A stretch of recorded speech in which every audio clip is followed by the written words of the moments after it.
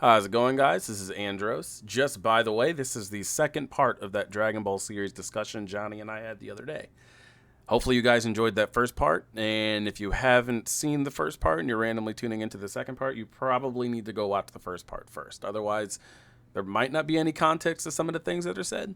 But regardless, keep in mind, this is something that we're going to do quite often. It is a part of the Pulse Chat podcast that we typically do. They are essentially just podcasts, and if you guys are actually here for them, they are live. We have full-on discussions with you guys and each other so that we are able to keep things engaged. And as I said before in the last one, this is a good opportunity to get giveaways as well. Most of them are digital, and they're coming from me. That way you guys can get your PlayStation, Xbox, or Nintendo Switch online renewed without actually having to pay for it. All you need is participation. But enjoy the video. Yep. I'm just. I mean, with Gohan and the Buu arc, like, I know everybody was like the Buu arc is what ruined Gohan. I disagree. Yeah, I completely disagree with that.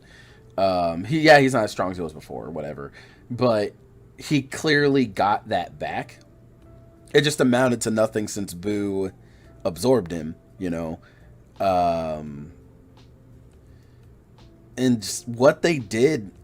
I'm just gonna go out now and say, like, I'm not the biggest fan of Dragon Ball Super at all. At all. Not great. Actually, the people that think Super is better than Z, or hot take better than GT, I don't get it. Honestly, just because it's like, at least with GT, regardless of how you feel about its general story, it still feels like and flows like the rest of the Dragon Ball series. But like you've heard me say a million times, same deal with Devin, Dragon Ball Super honestly is just an anime with Dragon Ball characters in it. And you've heard me say that a million times, but I mean, it's kind of what it is. It is a generic anime that happen to have Dragon Ball characters in it. Now, one thing I will admit, because right now I am watching the Zamasu saga with the Bruce Faulkner music. Much better. I might add that this guy, look it up, Dragon Ball Super Bruce Faulkner cut. There's a guy actually mixing all of it together very, very well, and you can actually get those episodes from him for free.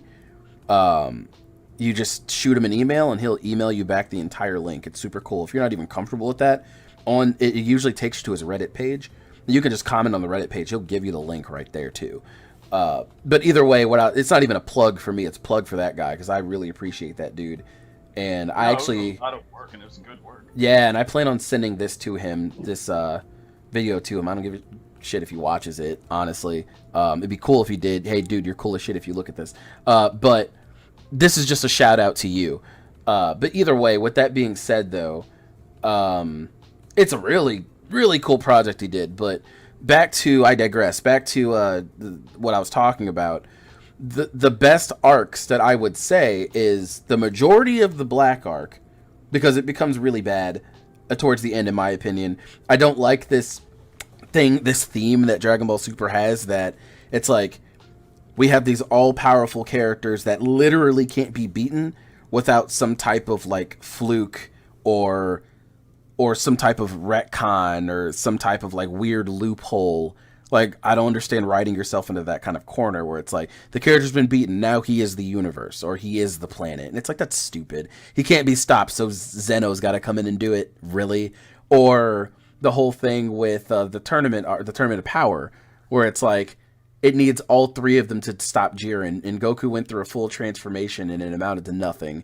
He used this ultra-powerful form where he can, the one that he used against Hit, where he's able to use the Kaioken with his god form. He does all that kind of stuff and even transforms and still can't do anything to Jiren. And it takes 3 people to throw him out of the ring in order for them to win. If that was a standard fight, any old fight, any struggle, like the Goku versus Cell, Goku versus Frieza, Goku versus Raditz, Goku versus Vegeta, even Majin Vegeta, if it was a standard fight like that, there would be no show anymore. No. Well, and even with the whole like Jiren fight, it's like that's my problem with Ultra. Okay, I'm tired of transformations for one. Like, just stop it. There's too many of them. and they keep not amounting to anything One Piece. Sorry. except for yeah, One Piece. But That's a whole these other discussion. that's a whole other discussion. But yeah, the transformations not amounting to anything is a problem because like they did the whole Ultra Instinct thing, and at first they were like, yeah, he can dodge attacks and blah blah blah, but he can't do any damage. And I'm like, okay, then he should probably stop trying to do that. And then they were like, no, he can deal damage now with that command man that he did to Kefla. And I'm like, you just said he couldn't do damage with his attacks, or they were just not strong or anything, and he just one-shots her. And I'm like, okay, cool. Wait, so Ultra Instinct is just the ability to dodge, essentially? The beginning of it was. Oh, so he perfected it. Yeah, when he perfected it, like especially against Jiren, then he was able to combine attacking and dodging and unlock more of this power, which even the gods aren't able to do yet. See, so, here's my philosophy, or whatever word you want to use, that I'm sure every Dragon Ball fan in the world's already said, but at the same time, I don't usually talk to them. I'm thinking, so Kaioken, or Kaioken, whichever word you want to go with, that is, well, it's in the name. It's for the Kais. It's something that King Kai and all of them probably can do, every single one of them. So I'm thinking Ultra Instinct is just a branch of that, which is the only reason why I'm accepting it, because the god, the destruction gods are far above the Kais, especially in strength, so on and so forth. They're the parallels of each other. One is for creation and protection. The other is for, well, destruction. So I see Ultra Instinct as Kaioken, just another version of that. One is about raw power, raw speed and strength. The other one is just about, well, raw speed. Instinct mostly. It's yeah, you're just using your instincts without you thinking about it at all. Yeah. So which is why, like we were saying earlier, Vegeta can't do it. He thinks too much. Yeah, because Vegeta's unable to do it because he does a lot of thinking. Yeah, which means theoretically Goku should be the only person that can do it because he's a mindless fool in Dragon Ball Super. I mean, the gods are really the ones who are the closest to it. I see them all as fools too.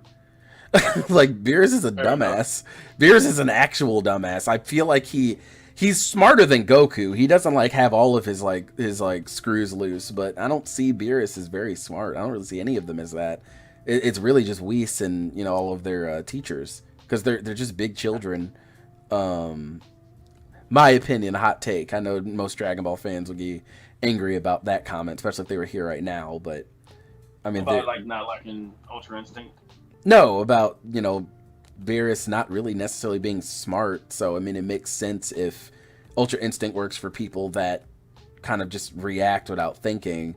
Most fighters should react without thinking, but I mean, Dragon Ball makes it to where the characters actually have to think. So, with that being said, if someone were to react, if that's the definition of, how Ultra Instinct works, then, I mean, it makes sense that, yeah, Goku can do it, Vegeta can't, because Vegeta's actually intelligent. And I don't see Beerus as intelligent, because now that I'm rewatching this show right now, it's like it kind of shows that Beerus is not necessarily the smartest in the world. He has to be explained things all the time. It doesn't matter if he understands Earth's customs, but he does have to be explained things a lot by Whis. Right, which is the point of Whis. But the main issue with Beerus, though, is the fact that, in Battle of Gods, he was a legitimate, character. He was a legitimate threat. I wasn't like, oh, this dude's stupid or anything like that. But then once Dragon Ball Super rolls around and they keep having him in there, then it's like, okay, he's far less threatening than he used to be. The most threatening he was in Super was when they went to go visit Zamasu in the other universe, and he just wiped him from existence right then and there. That was when I was like, okay, he's still got some of that threatening feel to him. And then they don't do anything else with that. He didn't help with, well, obviously he wasn't going to help with Goku Black, but he could have helped with Goku Black. Yeah. That was a universe problem right there that he probably should have been a part of. But I digress. That's not his role in the universe. He's just there to destroy planets so cool, I guess. Yeah, and Devin brings up a good point too. I mean, we've already all, as a group, stated that Goku was not anywhere near as dumb as they decided to make him in Super. With that being said, like, the characters hold no weight in Dragon Ball Super either. Like, as you were saying, Beerus held weight in the movie, and every now and then, I guess, holds weight. But, like, I don't see Jiren as this big threat. I just see him as a terrible plot hole and a retcon, and that's how I see almost all these characters. Goku Black, funny enough, I'm seeing as an issue, but at the same time, that Bruce Faulkner story is making him a little darker than he actually is. So, yeah, you know, everything's about the music. I never took that arc seriously when I was watching it in Japanese with all that happy music, but now that I'm watching it with the Faulkner score, I'm like, this is actually pretty chilling. And he's the only one I can really personally see as an actual threatening character. Though that arc felt like Dragon Ball Z to me. It was their best villain in the show. But I mean, that's when you bring up the whole Jiren thing again. He's not a villain. He wasn't supposed to be a villain. He's never been a villain. He's just a thing that they have to get over, and that's it. Yeah. So, like, all he had to do was be this giant boulder on the road that is Dragon Ball Super, and that's it. So, I guess it's like I don't really mind Jiren too much because of that reason. Plus, like I was saying the other day, like you're probably not going to see him again for a long time because he's in a completely different universe. Yeah. So there's no reason for him to even come over to Universe 7 again. But therein still lies the problem of, you know, the Black arc where they introduced this really cool character. From start all the way to almost finish, it was good. But the other problem there becomes Goku and Vegeta being stupid and just going back to their universe, getting healed, and then just going back without a plan to fight Goku Black and Zamasu again, knowing that they just got sauced the last time they were there. Until, you know, Vegeta decides, oh, I'm going to go in the hyperbolic time chamber and train. And then finally goes over there and he's gotten more powerful. Still doesn't amount to anything, but at least he did something. He had some type of plan. Yeah, and the time chamber thing is super washed up now too. It's like just the overall, oh, it doesn't really matter. We're going to use the Dragon Balls. Devin and I talked about this. I'm pretty sure it was Devin and I. We were like, the way Dragon Ball GT would make sense now if they included it and actually put something after Super is if so the Dragon Ball GT dealt with the black Dragon Balls and them scattering across the universe, and if they don't get it, something will explode, planet or whatever. I don't remember, honestly. But with that being said, they abuse the Dragon Balls in Dragon Ball Super way more than they did in Z. But they abuse, even then, Dragon Ball Z, they didn't even really like it's almost like they forgot about them for a second. But in Super, they overuse them for even menial shit. Bulma's like big boobs or looking younger or whatever she uses them for. They overuse them. And so, yeah, and then like they're like, oh, this character died or whatever, just bring him back. Oh, he died, send him to Namek, we'll bring him back. They do that a lot. There's no weight to the show. Like when all these villains are there in the original show, and it was like, man, these guys are really getting messed up. They can only be brought back to life so many times, so on and so forth. So with that being said, the way they could easily introduce Dragon Ball GT is change it up a little bit by stating, hey, the Dragon Balls have been overused. The Dragon's power has been destroyed. So now the stars of the balls have turned black and they have scattered across the universe for said reason. So now the Dragon Balls are no longer on the planet. So now everything that's happening, the weight of the fights or someone dying is much stronger. They can't go to Namek for whatever reason they decide to write. So they need to voyage across the universe and find these Dragon Balls and bring them back to Earth. That would be a good way to make Dragon Ball GT fit with Dragon Ball Super. Yeah, it'd be great if they did that. I would love them to redo GT and make it canon. I absolutely would. But they would definitely have to do it in a good way. Yeah, I feel like that's the one way to keep the same general story. Obviously, fix it, but keep the same general story. And except for saying, "Oh, the Earth will explode" or whatever if they don't get the Black Star Dragon Balls back, the weight of the Dragon Balls scattering across the universe instead would just be someone's dead or something happened or is going to happen, and they need to get those shits back because they overuse them. It would be cool for them to give like some type of, "Hey, we wore these things thin" type deal, just to make the Dragon Balls matter now. Because the show is called Dragon Ball, and it's only called Dragon Ball because of the original show now. Dragon Ball Super has no weight to the Dragon Balls to the point where they need to call it Dragon Ball anything. It could have easily called it Goku's Adventure or something stupid like that. They keep the name Dragon Ball to keep it relevant to the rest of the series, but the Dragon Balls themselves are no longer important. They're just little objects that they're using now for really stupid personal gain. Yeah. And they find them very easily too, so it's like, Which is what makes a problem with the newest movie too. Is like there's no weight to anything that happens in Dragon Ball as a series anymore because everything's just kind of, oh, someone dies, well, they're just gonna rush them back, like you were just saying earlier. Like they're just gonna wish somebody back if they get killed. yeah, So like you're not afraid that anyone's gonna lose their lives or nothing. yeah, like there needs to be weight Nothing. again. They need to go to Namek and the leader dies, and the new leader that gets appointed isn't strong enough to make a dragon that can revive someone back to life more than once, and the Dragon Balls on Earth are now scattered across the universe, and they need to go get all of them back so that, well, they can continue to abuse them again. But at the same time, like, maybe something really messed up happened, like Bulma died and they need to bring her back, or hell, Goku died, so they could focus on it. Just, and except for sending Goku into space, send Pan, Trunks, and Goten into space instead. And then hell, except for having Giru, make Oolong go with them. Make like an older character go with them, so that they can kind of put focus on a new generation, and maybe keep some of the old, like Oolong there, who's like an interesting character. Giru getting them into trouble. No, how about Oolong gets them into trouble and he transforms and screws them over or something, or Poir, maybe he finally learns how to transform properly. I don't know. Yeah. There's so many things they can do to just make slight changes and still not even change the story to GT at all. Like, keep the first arc where Pan's all dumb and their ship breaks down. They land on that planet where they're getting charged everything. I did like that episode personally. They could easily get rid of stuff like that, the problems that Pan created, and make it problems that Oolong creates, which probably will still play out the exact same way, but that's not the point.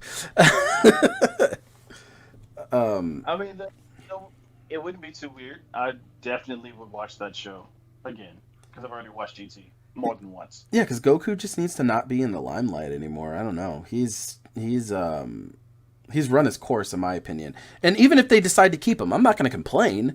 It's just a matter of trying to get the weight back to Dragon Ball, because the weight is gone. It's not heavy anymore. It doesn't even feel the same. Now, this isn't like an entire podcast of us trashing Dragon Ball. This just turned into the topic. But I don't know.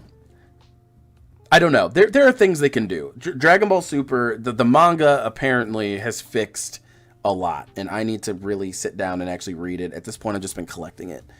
But It has the power of hindsight, though, because it came afterwards. which is 100% true, and it's being headed specifically by Akira Toriyama.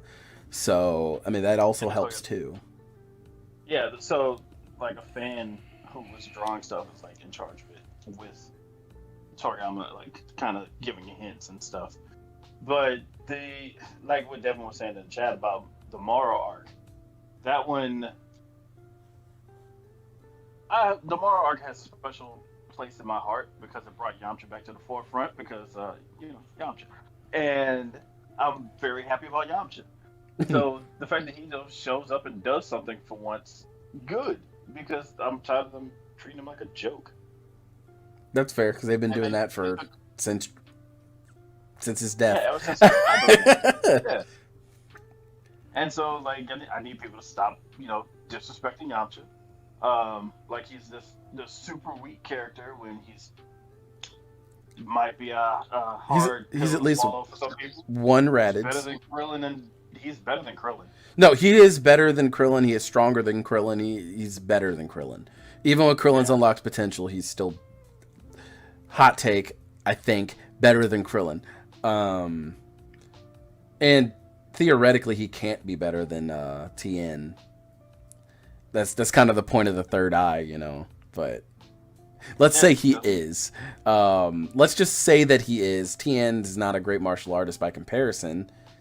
I guess. I don't know. Those are things that are way out of my field of expertise with those two characters. So I'm going to leave that alone personally.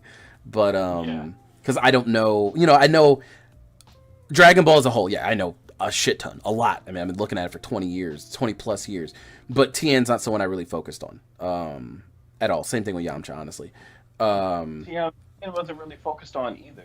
The ones who were Goku, Krillin, Bulma, Yamcha, and Oolong. Oolong and Poir, yeah. Because everyone. And Poir only because he was with Yamcha. Well, yeah. Poir is basically just Yamcha. Yeah. Well, yeah. So, I don't know. Just, I want them to just kind of change things just a little bit. But I'm gonna read the manga. I hear it's obviously leaps and bounds better. This isn't, like I said, this isn't us just trashing on Super or whatever this entire time. Although there's a lot of negative I could say about it. There's a lot out there. There's just a lot, and I'm not. I am someone that takes every bit of content, and I appreciate that it's there. You know, I'm not gonna just trash Super. I am enjoying my time with the Faulkner version. I'm enjoying my time with it though. And with that being said, it's like it's still a good show. It doesn't hold a candle to the last three, no, but it's still a good show. The fight scenes are fantastic. When you get to the parts that actually have good animation, it's good. The fighting, you can actually see it, unlike Dragon Ball Z. So, you know, there we go. There's a shot at Dragon Ball Z. And they're not just standing there for, half the episode either. Yeah, and here's my biggest thing that fans need to understand. This is a shot at the people that like Cowboy Bebop. You shouldn't have thrown the Netflix show under the rug like that. At all. So, hear this, because a lot of people don't... You talking about Cowboy Bebop? Yeah. So, here's the thing. This whole thing's about Dragon Ball, but here's the thing with... we'll use Cowboy Bebop as a fine example. So, what happens when a company basically throws some baloney at the wall and see that it sticks? If people liked or left that show alone and got the views that it needed, we would have more content for that show right now. And see, that's my thing with Dragon Ball Super. I'm happy that it's doing well, because like, let's say Dragon Ball Super came out back in the day. Let's say GT didn't happen and Super came out. It would be hated a lot. And that would be the end of Dragon Ball video games. That would be the end of any idea of a new movie. It would just stop there. GT wasn't bad enough to end all of that, funny enough. And Super isn't either. That's not even what I'm saying right now. But the fact that Super is so wildly popular, it put Dragon Ball back in the forefront. We got the Beerus movie. We got the Battle of the Gods, and then what happened after that? We got Dragon Ball Battle of Z. We got Dragon Ball Xenoverse. We got all of this extra new content because that one movie did so well. So just imagine if people left that Cowboy Bebop alone. Just imagine if we would have gotten some type of video game, new promotional stuff, a new TV series by the original creator or something. That's usually how marketing works, That's why Nintendo barely likes to re-release any of their games. It's like, if something works out really well, like, for example, that new Kirby game worked out. What did they do just months later? Hey, let's release a Kirby racing game. Oh, our new Kirby racing game is also doing well? Okay, we'll make another Kirby something. Hey, the TV show that you guys liked, right back at you. That's coming back on Blu-ray. It's like, that's usually what happens. When something does well, it has a snowball effect and you get more stuff. So, like, and that's what I appreciate about Super. We got all this new Dragon Ball content just because the Battle of the Gods did well.